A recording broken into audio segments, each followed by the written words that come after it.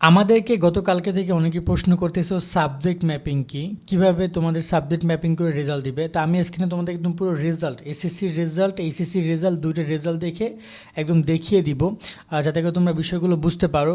কারণ অনেক শিক্ষার্থী মূলত অটোপাস চাচ্ছে, কেউ চাচ্ছে সাবজেক্ট ম্যাপিং। এখন অনেকেই অটোপাস আর সাবজেক্ট ম্যাপিংয়ের মধ্যে পার্থক্যটা বুঝতেছে না। তো অটোপাস চাই বলে কথা শুরু হলো, তারাই এক্স্যাক্টলি চাচ্ছিল সাবজেক্ট ম্যাপিংটা, অটোপাস চাচ্ছিল না। কারণ তারা অলরেডি কষ্ট করে অনেকগুলো পরীক্ষা দিয়েছে। তো এই জায়গায় আমরাও বলছি যে এক্স্যাক্টলি কী কী করণীয় বা কিভাবে তোমাদেরকে মূলত রেজাল্টগুলো যদি অটোপাস দেয়, মানে সাবজেক্ট ম্যাপিং করে তোমাদেরকে নাম্বারটা দেয়, তাহলে তারা কিভাবে করবে, তাহলে তারা কোন নিয়মটায় অনুসরণ করবে, সেই নিয়মটা আমি তোমাদেরকে দেখিয়ে দিচ্ছি। প্রধান উপদেষ্টার কাছে বিষয়গুলো নিয়ে অনেকে উপস্থাপন করেছে, ইতিমধ্যে সমন্বয়করাও এই ব্যাপারে সহমত পোষণ করেছে, তোমাদেরকে নিয়ে তারাও কথা বলেছে। সো দেখা যাক পজিটিভ কিছু হইতেও পারে বা না হইতে পারে। আর তোমরা যারা আমাদের ফেসবুক গ্রুপে জয়েন হও না, শোভন স্টাডি ফ্যামিলি, এই গ্রুপে জয়েন হয়ে যাও, লিঙ্ক ডিসক্রিপশনে দেওয়া আছে বা ফেসবুকে পেয়ে যাবে, সেখানে গিয়ে সার্চ করো। এখানে তোমাদের প্রশ্নগুলো কিন্তু করতে পারো, এখান থেকে আমরা কিন্তু তোমাদের প্রশ্ন অ্যান্সারগুলো নিয়ে থাকি, প্রশ্নের উত্তরগুলো আমরা দিয়ে থাকি। তো এবার আমরা একটু কথা বলি তোমাদের সাবজেক্ট ম্যাপিং প্রসঙ্গে।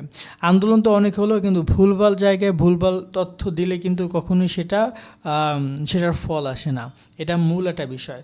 তো আসলে এখন আমরা বলি অটোপাস কি। অটোপাস হচ্ছে সিম্পলভাবে তুমি কোনো পরীক্ষা দিবে না, তোমার সরাসরি আগের রেজাল্টের উপর নির্ভর করে তোমাকে তারা পাস দিবে, বিষয়টা সেটাকে বলা হয় অটোপাস এক প্রকার, মানে পরীক্ষা না দিয়ে পাস। কিন্তু তোমরা তো অলরেডি পরীক্ষা দিয়েছো, বাংলা, ইংরেজি, আইসিটি, আরও একটা গ্রুপ সাবজেক্ট এক্সাম দিয়েছো। সো তোমাদেরকে তো অটোপাস দিতে পারবে না তারা, চাইলেও তোমাদেরকে অটোপাস দিতে পারবে না, কারণ ওই সাবজেক্টগুলো তোমরা পরীক্ষা দিয়েছো, ওই সাবজেক্টগুলো তোমাদেরকে মূল্যায়ন করেছে, তারা অলরেডি নাম্বার বোর্ডের কাছে আছে। সেই জায়গায় তোমাদেরকে কোনোভাবে সম্ভব না অটোপাস দেওয়া। তাহলে আর কী রইল, আমি তোমাদেরকে বুঝাই। এই যে দেখতে পাচ্ছ বাংলা, এই যে এইচএসসির রেজাল্ট, এই রেজাল্টটাই তোমার, দেখতে পাচ্ছ যে এইচএসসির রেজাল্ট 2023, ধরুন এটাই তোমার রেজাল্ট হবে 2024 এসে। তো এখানে দেখতে পাচ্ছ বাংলা, ইংরেজি, এই যে এ গ্রেড, আর টেকনোলজি রয়েছে এই যে একদম শেষের আগেরটা A+। এই তিনটে রেজাল্ট তুমি অলরেডি পেয়ে গেছো। ফিজিক্সের পরীক্ষাও দিয়েছো, A+ আসছে, A- আসছে।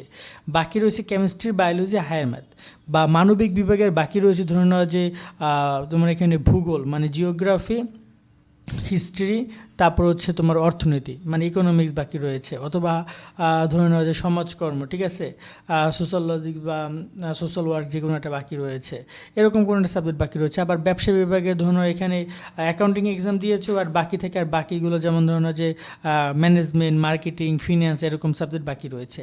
এই যে তিনটে সাবজেক্ট আমি কথা বলবো, এই লাস্টে তিনটে, যে 176, 178, 265, এই তিনটে সাবজেক্টই মূলত, তিনটে সাবজেক্টের 6টা পেপার তোমাদের বাকি রয়েছে। কারো 7টা, কারো 6টা, যে পরীক্ষায় বাকি থাকুক না কেন, সেইগুলো তারা এসএসসি থেকে নিবে। আবারও বলতেছি, এসএসসি থেকে কিন্তু বাংলা, ইংরেজি, তারপর হচ্ছে এখানে টেকনোলজি, যে 154 শেষের আগেরটা, এগুলো কিন্তু নিবে না তারা, এগুলো কিন্তু তারা নিবে না।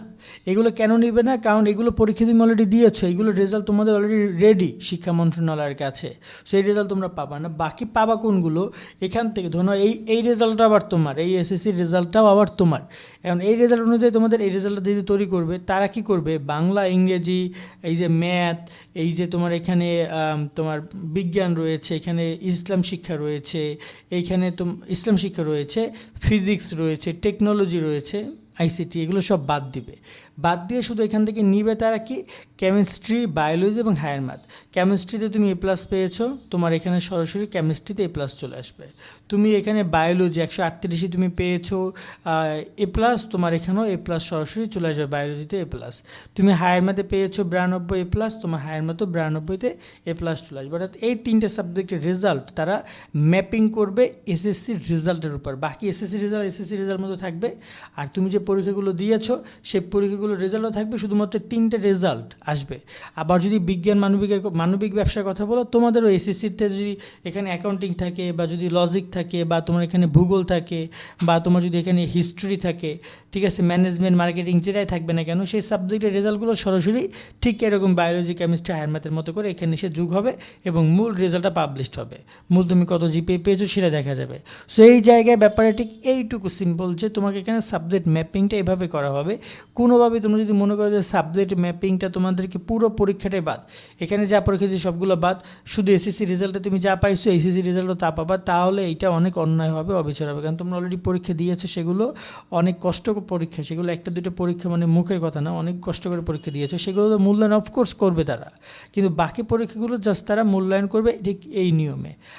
আশা করি তোমাদেরকে আমরা বুঝতে পেরেছি। তারপরেও কারো কোনো কোশ্চেন থাকলে আমাদেরকে জানাতে পারো, সাবস্ক্রাইব করে আমাদের সাথে অফকোর্স যুক্ত থাকবা।